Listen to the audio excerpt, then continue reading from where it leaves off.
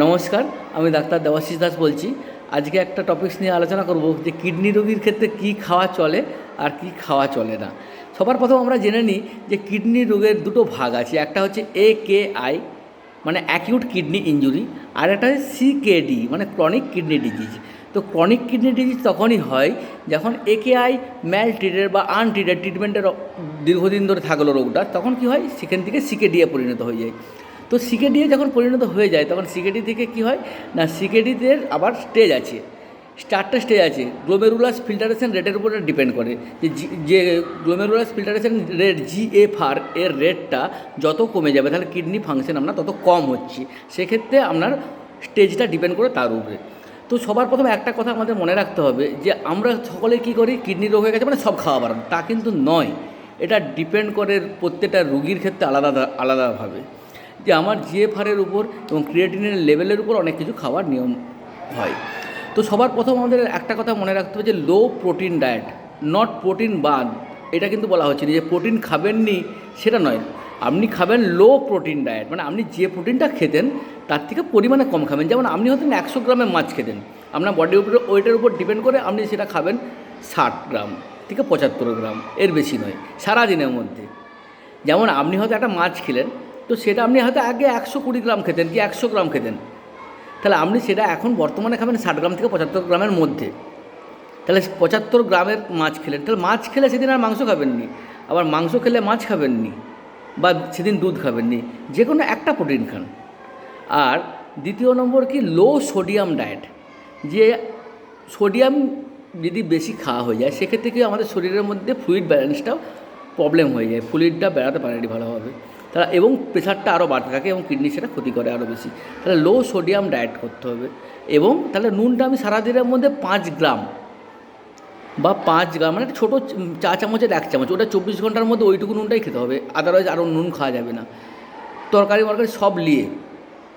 এবং দ্বিতীয় নম্বর কি, লো পটাশিয়াম। পটাশিয়ামের একটা ভীষণ বড় ভূমিকা আছে, কারণ পটাশিয়ামের মাত্রা যদি বেড়ে যায় সেক্ষেত্রে কিন্তু শরীরের কিডনি সমস্যার সঙ্গে সঙ্গে আরও হার্টের সমস্যা চলে আসবে, এবং ব্রেথলেসনেস হবে, নিঃশ্বাস নিতে কষ্ট হবে, এবং হার্টের মধ্যে সমস্যা চলে আসবে, এবং এমনকি হার্ট ফেল পর্যন্ত হয়ে যায়। সেই কারণে আমাদেরকে যে সবজিগুলো আমরা খাবো সেই সবজিগুলোর মধ্যে ভেবে নিতে হবে যে কোনটায় সোডিয়ামের মাত্রা বেশি আছে এবং কোনটায় পটাশিয়ামের মাত্রা বেশি আছে, সেগুলোকে বর্জন করতে হবে। যেমন আমার শাক সবজির মধ্যে শুধুমাত্র মেথি শাক এবং লাউ শাক, এই দুটো শাকে কিন্তু সোডিয়াম পটাশিয়ামের মাত্রা অনেক কম থাকে। আদারওয়াইজ সমস্ত শাকে সোডিয়াম পটাশিয়াম প্রচুর আছে, সেই জন্য সমস্ত শাকগুলোই বর্জন করে দিন, শুধুমাত্র মেথি শাক এবং লাউ শাক খাওয়া যাবে। সবজির মধ্যে সমস্ত সবজি আপনি বীজ ফেলে দিয়ে খাওয়ার চেষ্টা করুন, বীজটা খাওয়া যাবে না। এবং সবজির মধ্যে ঝিঙা বলুন, পটল, কুঁদরি, এগুলো খাওয়া যাবে। এবং সমস্ত সবজি রান্না করার আগে এগুলোকে একটু ভালো করে ছোটো ছোটো করে কেটে সেটাকে একটু বয়েল করে তার জলটা ফেলে দিয়ে নতুন করে যদি রান্না করা হয়, এতে কিন্তু সোডিয়াম পটাশিয়ামের অনেক কমে যায়। এটা মেনে চলার চেষ্টা করুন যে সমস্ত সবজিকে একটু ছোটো ছোটো করে কেটে নিন, কেটে সেটাকে একটু সামান্য জলে, গরম জলে একটু সিদ্ধ করে নিন হালকা, দিয়ে জলটা ফেলে দিন, দিয়ে নতুন করে রান্না করুন আবার। আর যেগুলো কমপ্লিট বন্ধ, যেমন ঢ্যাঁড়স, ভেন্ডি খাবেন না একদম। সমস্ত প্রকার শাক বন্ধ, শুধু মেথি শাক লাউ শাক বাদে সব শাক বন্ধ। আর বাকি ফলের মধ্যে আপনি চেষ্টা করুন হচ্ছে পাকা পেঁপে খেতে, আপেল খেতে এবং কমলা লেবু খেতে। কিন্তু মনে রাখবেন পাতিলেবু খাওয়া যাবে না, পাতিলেবুর মধ্যে কিন্তু হাই পটাশিয়াম আছে, কমলা লেবুর মধ্যে কিন্তু পটাশিয়ামের মাত্রা কম আছে। তাহলে পাকা পেঁপে, আপেল আর কমলা লেবু খাওয়া যাবে। আর সবজির মধ্যে আপনি বেগুন খাবেন, লাউ খাবেন, পটল খাবেন, ঝিঙা খাবেন, আর তার সঙ্গে হচ্ছে লাউ শাক খেতে পাচ্ছেন এবং কুঁদরিও খেতে পারেন, ঠিক আছে, এগুলো খাবেন। কিন্তু সবগুলো সবজিগুলো সিদ্ধ করে একটু জল ফেলে দিয়ে রান্না করুন তাহলে। আর ইউরিন আউটপুটের উপর ডিপেন্ড করে জল কতটা খাবো। সবাই এটা কোশ্চেনটা করে যে আমার তো ক্রিয়েটিন লেভেল 2, আমার ক্রিয়েটিন লেভেল 1.5, তাহলে কি আমি 1 লিটার জল খাবো? না, মোটেও না, এটা নিয়ম নয়।